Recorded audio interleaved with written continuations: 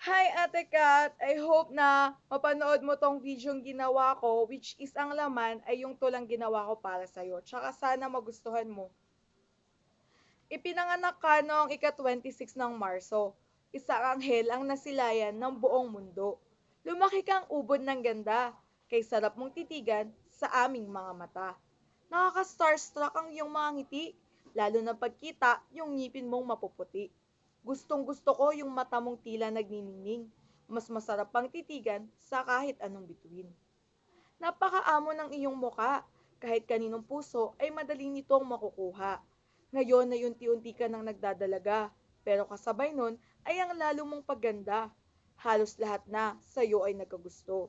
Hindi ka lang kasi basta maganda, marami ka ring angking talento. Nagsimula ka sa going bulilit, yung batang super cute at bulinggit.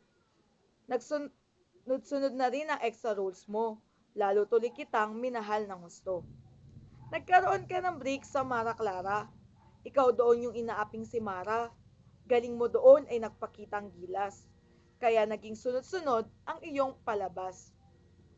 Di inaasahang magiging partner mo, yung teen king ng aming mundo. Naniniwala kaming ito'y destiny at kayong dalawa ay meant to be. Sa growing up ako'y kilig na kilig. Ikaw doon sa Ella, ang batang umibig. Kay Patrick, kahit na ikaw ay asar na asar, siya naman ay iyong mahal. Prinsesa ka ngang tunay, bilang Mikay sa Princess and I. At tuwang-tuwa kami dahil si Gino ang nakatuluyan mo sa huli. Sorry po! Naging bukang bibig ng buong mundo. Got to be loved talaga kami sa kabaitan ni Chichay at sa kakulitan nitong nakakabuhay. At ngayong 2015, puso namin muli mong bibihagin bilang ina ni Angelo sa pangako sa'yo.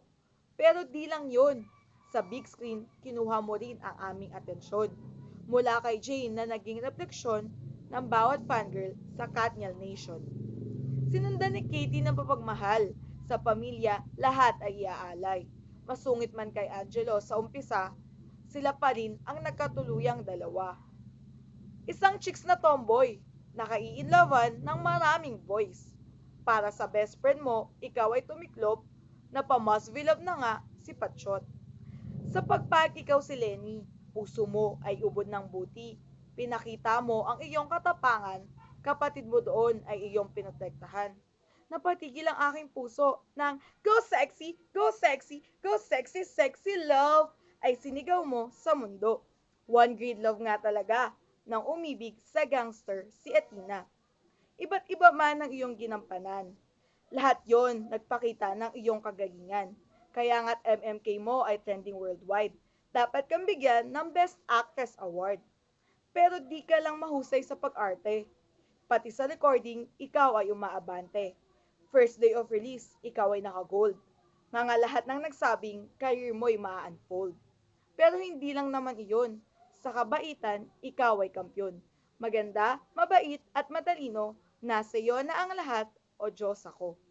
Huwag mong pansinin ang sinasabi ng iba. Sa puso namin, ikaw ay nag-iisa. You are true to yourself, and that what makes you perfectly imperfect.